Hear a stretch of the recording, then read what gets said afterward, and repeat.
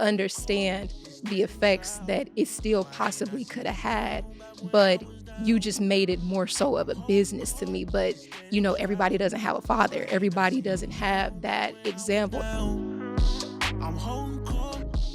I raised you on gangster rap, you know what I mean? And I exposed you to a lot of the street shit. I mean, what made you go a different route, you know what I mean? And make different choices?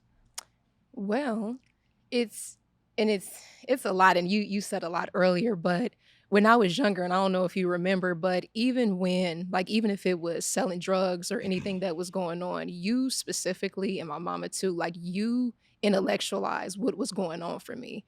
And even as a kid, I understood that it was a means to an end. And, you would even talk about like, okay, this is, especially once we moved to California, like I'm doing this, or I've made certain decisions to put us in a better position so you don't have to do it. And you can use me as a foundation to go off of. And, going back to what we were talking about as far as like us standing on each other, I think it just as a woman, and this is just me observing, like with gangster culture and gangster rap, like even when I was young, I knew it was entertainment. My dad, because I was in the studio with him, like he would be writing his raps. He'd be like, what you think of this? And, he like, what you think of this beat? Or does that sound right? But you always let me know that it was entertainment, and that was my insight to it. But I still understand from a marketing perspective and on a subconscious level that music, media, it is a huge influence. It controls the subconscious mind on a grand scheme because that's what it's made to do. And you would always tell me it's like, hedonism. Exactly. You become drunk by it. That's why the club has a certain atmosphere. That's why, certain music, it emits a certain feeling in you. Because even like when I'm working on something, or if I'm working on my business, like, I'll turn on 90s rap because it make me feel a certain way. I'm like, yeah, man, I can get out here, do whatever, but I understand the effects that it still possibly could have had, but you just made it more so of a business to me. But, everybody doesn't have a father. Everybody doesn't have that example. And I feel like now, just, as a woman observing the culture, I feel like, when we came out of slavery, it was such a focus on education and elevating out of that, and I feel like it was so grotesque, just the conditions. Like you had lynchings, you had the Fugitive Slave Act, you still had a lot going on to where Black people maybe had to band together a little bit more.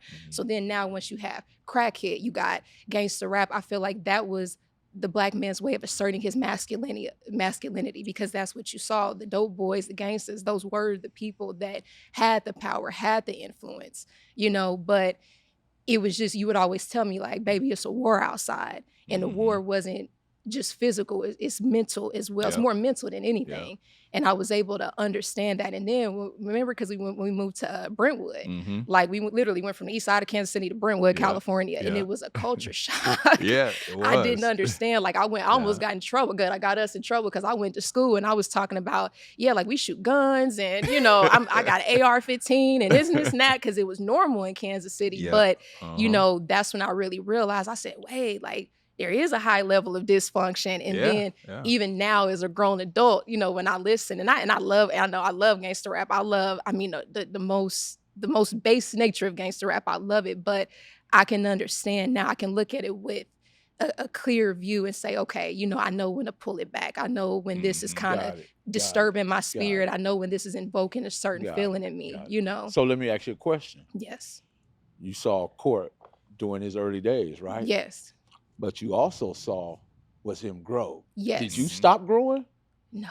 So you kept growing with him? Yes. So you evolved to where he's at today. We literally grew up together. So now, you see where I'm going with this? Yes. It's because the plan started here, that wasn't the final cut.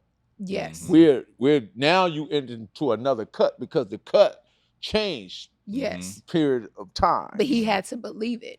And that's what I think. So that's what he gave you, because now that you saw him, because he's a map. You follow that map, you know what it's gonna be at the end of it. It's gonna be a pot of gold.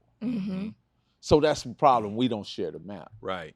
I'm talking about everybody don't get the view of map. Yeah, like you're she right. got to see a map Right.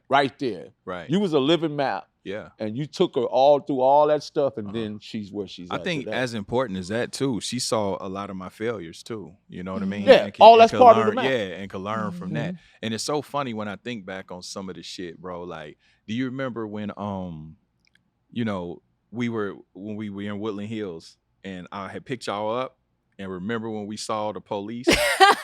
That's how you know you didn't season your child. She could tell the story.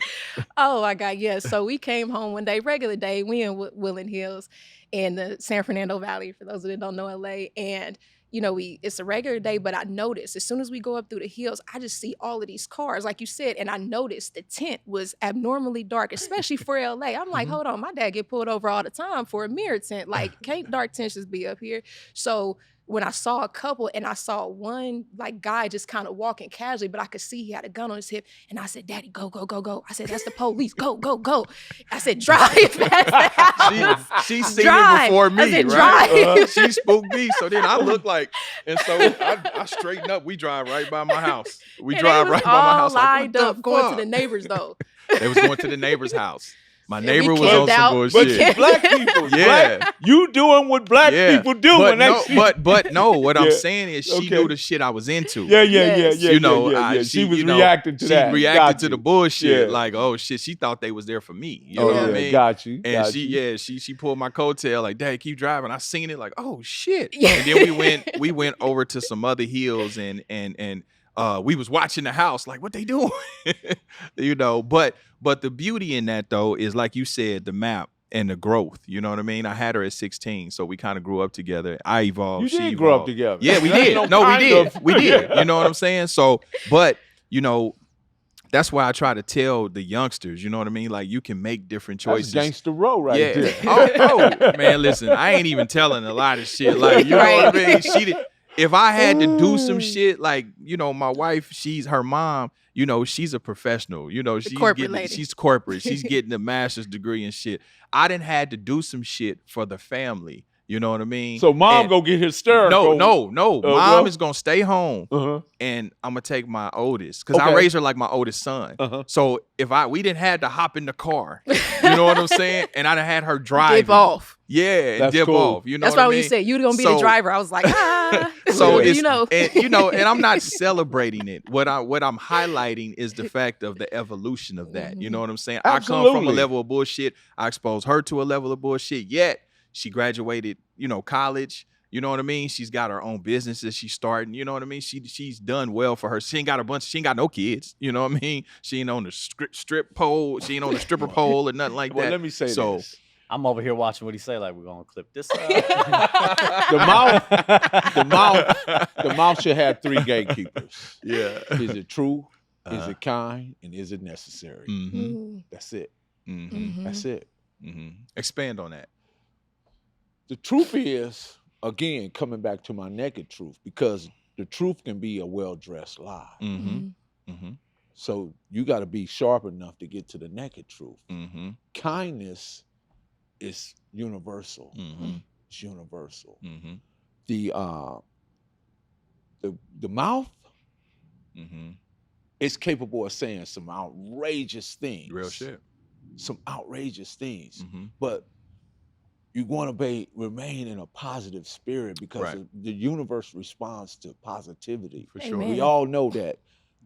Let me put it this way. You don't know the God until you meet the devil. Mhm. Right. Do you know what I mean by that? Mm-hmm. Because you'll meet the devil first, and then you will start calling on God. Right. You're already in trouble. You Right. should have been doing that before then. Yeah. Mhm. Real talk. So that's why I say I have 3 Okay. gatekeepers. Yeah. No. Real shit. Real shit. And